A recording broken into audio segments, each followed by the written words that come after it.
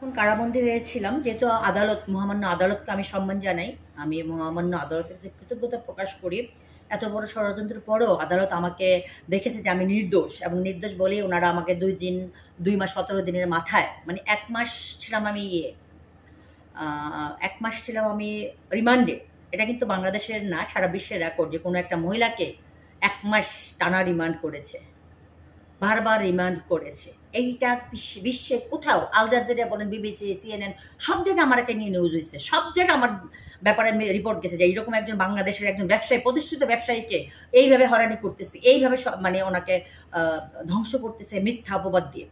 তো আমি কতদিন ছিলাম প্রথমবার? 2 মাস 17 দিন নাকি আরো কম, এরকমই ছিল। 2 মাস সামথিং ছিলেন আপা, আমরা যতটুকু জানি।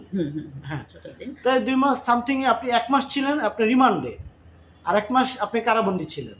এই কারাবন্দী অবস্থায় মানে ভিতরে জেল জীবন নিয়ে যদি একটু অভিজ্ঞতার কথাটা শেয়ার করতেন। আলহামদুলিল্লাহ, যেহেতু আমি সিআইপি ছিলাম, আমি ডিভিশন পেয়েছিলাম, আমাকে একটা ফ্ল্যাট দেওয়া হয়েছিল। সেখানে আমাকে ওই যে রান্নাবান্না করার জন্য কুকার দেওয়া হয়েছিল, আমার সাথে 2টা মেয়ে দেওয়া হয়েছিল, আমাকে খাট দেওয়া হয়েছিল, আমাকে মশারি দেওয়া হয়েছিল, এবং আমার ডাল, ভাত, চাল, মুরগির মাংস, ডিম, যেটা যেটা প্রাপ্য সেটাই দিয়েছিল আমাকে, মানে ডিভিশন অনুযায়ী আর কি। ভালো ছিলাম প্রথমবার যখন ফার্স্ট টাইম নিয়ে গেল। তো সেই সময়টা আমি আসলে এক্সপিরিয়েন্স যতটুকু নিয়েছি 60% 100-এর মধ্যে। সেকেন্ড টাইম আমি হচ্ছে জাতিসংঘের একটা প্রোগ্রামে গিয়েছিলাম কাতারে।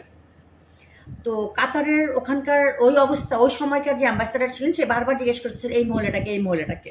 হয়তো তিনি আমাকে চিনতেন না। অনেক কাহিনী এখানে। এখানে একটা মিডিয়া ছিল, আমি নাম বলবো না, বাংলাদেশের ভালো একটা মিডিয়া, সেই মিডিয়ার মালিকও ছিল, তার একজন ইয়েও ছিল। অনেক বিশাল একটা ষড়যন্ত্র করছে আমাকে নিয়ে ওইখানে ওই সময়।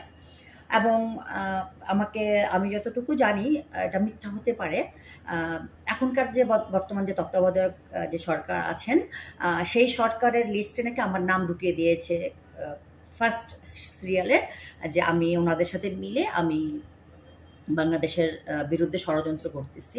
এই রিপোর্টটা পিএম দপ্তর থেকে আমাকে যে কোনোভাবে 4-5 জনের কাছ থেকে আমি শুনেছি। তবে আমার নাম্বার 1 শত্রু হচ্ছে পিএম দপ্তরের একজন ছিল, সে সেই সব কিছু করেছে আমি সব পরে জানতে পারি। তো তখন মানে আমি জানি আমার মামলা একদম শেষ পর্যায়ে, হিয়ারিং টিয়ারিং শেষ, কিচ্ছু পায় নাই, কোনো প্রুফ পায় নাই, কোনো ডকুমেন্টস পায় নাই।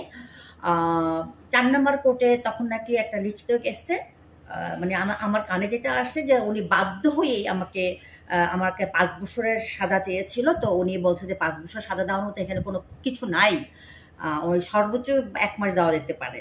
তো বলছে যেভাবে হোক ওকে কারাগারে নিতে হবে। ওইভাবে জোরপূর্বক 2 মাসের সাজা, 2 বছর সাজা আমাকে দিয়েছে।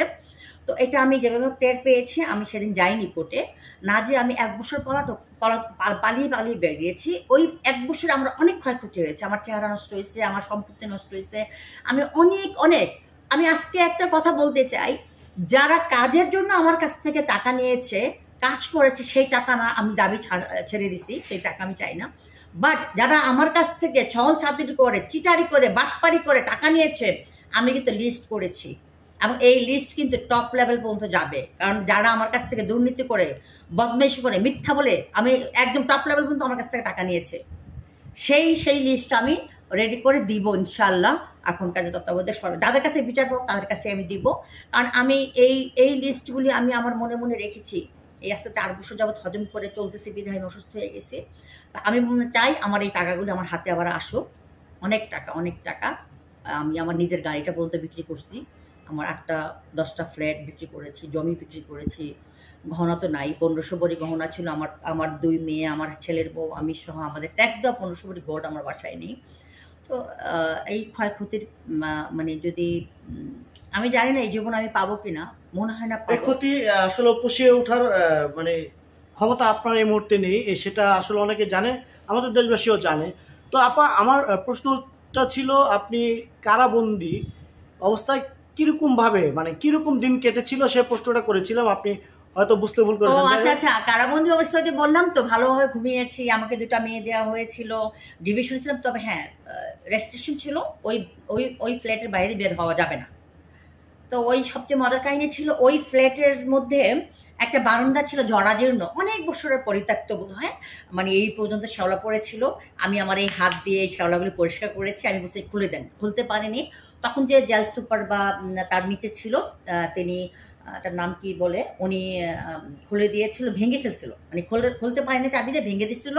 তখন আমি আমার যে দুটা মেয়ে আছে সেই মেয়েকে নিয়ে আমি নিজের হাত দিয়ে পানি টেনে টেনে দিয়ে আমি পরিষ্কার করিয়েছিলাম, এবং সেই বারান্দায় আমি বসেছিলাম অনেক দিন। আপা আমরা জানি যারা যাদের সাজা হয় বা যারা কেন্দ্রীয় কারাগারে যায় তাদেরকে দিয়ে অনেক ধরনের কাজ করানো হয়, ফুল গাছে পানি দেওয়া হয়, ঝাড়ু দেওয়া হয়, মানে আবর্জনা পরিষ্কার করানো হয়। তো আপনাকে দিয়ে কি সে ধরনের কোনো কাজ করিয়েছিল কিনা? হ্যাঁ, আমি যখন ২ বছর সাজা পেয়েছিলাম তখন আমি যারা সাজাপ্রাপ্ত আসামি সেই ইয়েতেই ছিলাম, সেই ফ্লোরেই ছিলাম। ফ্লোরে বিছানা করতে হয়, এতটুকু বিছানার মধ্যে ঘুমিয়েছি। আমাকে নারায়ণগঞ্জের একটা মেয়ে, আল্লাহ বলেন আল্লাহ যখন কোনো বান্দাকে দয়া করে ভালোবাসে তখন তার পিছে পিছে ছায়ার মতো থাকে। আমাকে একটা বিছানা দেওয়া হয়েছিল বড়, আমি সেই বিছানাটা একজন বয়স্ক মাকে ছেড়ে দিয়েছিলাম। কেউ দিচ্ছিল না। ওনাকে যখন আমাদের রুমে দিচ্ছে, উনি মেডিকেলে ছিল, মেডিকেল থেকে যখন আমাদের রুমে আসছে, আমি ১২ দিন ছিলাম আর কি ইয়েতে। তো ওই ১২ দিনের মধ্যে প্রথম দিনই ওই মহিলাকে, ওই মাটাকে দিয়েছে মেডিকেল থেকে আমাদের রুমে। ওনাকে কেউ বিছানা দিচ্ছে না। এই মাথা ওই মাথা ওই মাথা ৩টা রো হয়, মাঝখানে একটা রো, এই সাইডে একটা রুমের মধ্যে ৮০-৮৫ জন মানুষ ঘুমায়। তো সেখানে ওনাকে কেউ বিছানা দিচ্ছে না। পরে আমি বলছি আপনি আমার বিছানাটা নিয়ে যান, আমি মাটিতে ঘুমাবো। পরে ওনাকে আমি আমার ভালো বিছানাটা, ২টা বালিশ সুন্দর বিছানাটা আমি ওনাকে দিয়ে দিলাম। দিয়ে দেওয়ার পর মানে আল্লাহ পাকের ভালোবাসা দয়া, নারায়ণগঞ্জের একটা মেয়ে, সে তার বিছানাটা আমাকে দিয়ে দিল। হ্যাঁ, দিয়ে দিল, এবং ও আমাকে খাওয়া দাওয়া সব কিছু টেনে টেনে দিত। আমাকে লাইব্রেরির দায়িত্ব দেওয়া হয়েছিল, আমি লাইব্রেরিতে দায়িত্বে ছিলাম। ডেস্টিনির একজন আপা আছেন, মুরব্বী আপা, উনিও ছিলেন। আমরা দুজনে ডিউটি করতাম, ৪-৫ দিন ডিউটি ছিল, এরপর তো বের হয়ে গেলাম। তো ওই মেয়েটা, নারায়ণগঞ্জের যে মেয়েটা, সেই মেয়েটা আমাকে মানে অনেক যত্ন করেছে ওখানে। তো এগুলো আসলে মনে রাখার মতো। বিপদে বলে না যে, যেমন আমার বিপদে যারা ছিল তাদেরকে আমি এখন কাছে টেনে রাখি। আর যারা আমার বিপদের সময় আমার হাজবেন্ড, আমার ছেলে, সবাইকে যাদেরকে ফোন করেছিল, আমার ফেসবুকে হাজার হাজার মানুষ আমাকে ব্লক করেছে, আমার ফেসবুককে আনফ্রেন্ড করেছে। আমি কিছু মনে করিনি, কারণ তারা ওই সিচুয়েশনটা এরকম ছিল যে আমাকে তারা ব্লক করেছে, আমাকে তারা আনফ্রেন্ড করেছে। তো যাই হোক, আমি তাদেরকে আমি বলি যে আল্লাহ পাক তাদেরকে হেদায়েত দান করুক। আমি তাদেরকে ক্ষমা করে দিয়েছি, আমি তাদেরকে ভালোবাসি এবং ভালোবেসে আবার কাছে টেনে নিয়েছি। আবারও আমি নিজেই ফ্রেন্ড রিকোয়েস্ট পাঠিয়ে ফ্রেন্ড করে নিয়েছি, অথবা তাদেরকে বলছি আপনারা পাঠান, আমি ফ্রেন্ড করে নেব। এইভাবে আর কি। জীবন মানিয়ে হচ্ছে যন্ত্রণা, জীবনের যন্ত্রণার শেষটাই, মৃত্যুর পর্যন্ত আমাদের যন্ত্রণা পোহাতে হবে। তবে এখন যারা বিপদে আছে তাদেরকে ফোন করেছিল, তখন তারা অনেক ক্ষমতাবান ছিল, অনেক পাওয়ারে ছিল। অনেক হাই লেভেলের একজনের কাছে পাঠিয়েছে, তখন বলছে যে হেলেনা জাহাঙ্গীরের জন্য আমি একজন ওসিকে কল দিব, এরকমও কথা হয়েছে। যাই হোক, রাখে আল্লাহ, মারেকে আল্লাহ পাক আমাকে রেখেছে। তাদেরকে মেরেছে তো মেরেছে, আল্লাহ পাক আমাকে, আমি চাই যে আল্লাহ পাকের দয়ায় যেন আমি মানে মৃত্যুর আগ পর্যন্ত এরকম ভালো থাকতে চাই। আচ্ছা আপা, আপনি যখন অ্যারেস্ট হয়েছেন তখন আসলে তখন আমরা দেখেছি আপনার